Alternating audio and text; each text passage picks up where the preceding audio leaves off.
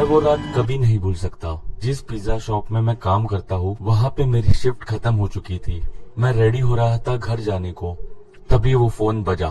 उस रात काउंटर पे मैं ही अकेला काम कर रहा था, तो मैंने ही फोन रिसीव किया, लेकिन कोई बात ही नहीं कर रहा था, इसीलिए मैंने फोन रख दिया। कुछ 1 मिनट बाद फिर से वो फोन रिंग हुआ।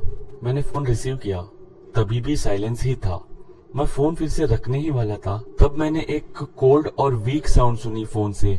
वो आवाज किसी ओल्डर वुमन की थी।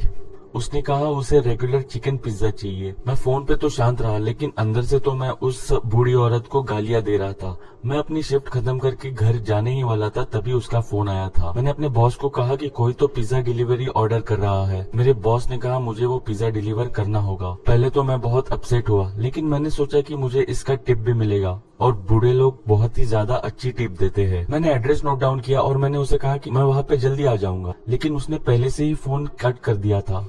वो काफी स्ट्रेंज था और रूड था। मेरे बॉस ने मुझे डिलीवरी के बाद घर जाने को कहा, क्योंकि वापस आने तक तो पिज्जा शॉप बंद हो चुका होगा। तो कुछ 11 बजने से थोड़ी देर पहले ही मैं अपनी गाड़ी में बैठा और पिज्जा डिलीवरी करने के लिए निकल गया। दिए हुए घर का एड्रेस काफी शांत जगह पे था। जीपीएस की मदद से मैं एड्रेस लोकेशन पे पहुंचा। वो काफी शांत और 1 फ्लोर का घर था।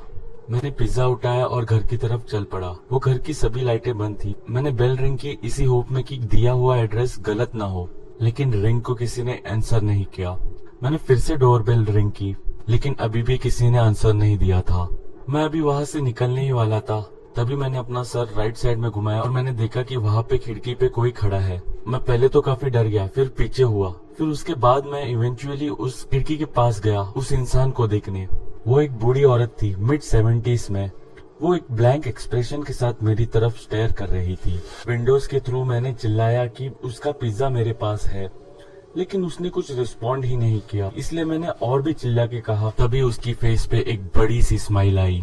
वो स्माइल कोई जेन्युइन स्माइल नहीं थी, वो काफी क्रीपी और डरावनी स्माइल थी। मुझे आज भी उसकी स्माइल और वो एक्सप्रेशंस याद है। मैंने डिसाइड किया कि मुझे वहाँ से निकल जाना चाहिए, तो मैं वहाँ से निकल गया और अपने कार में जाके बैठा। पिज्जा को मैंने पैसेंजर सीट पे रखा।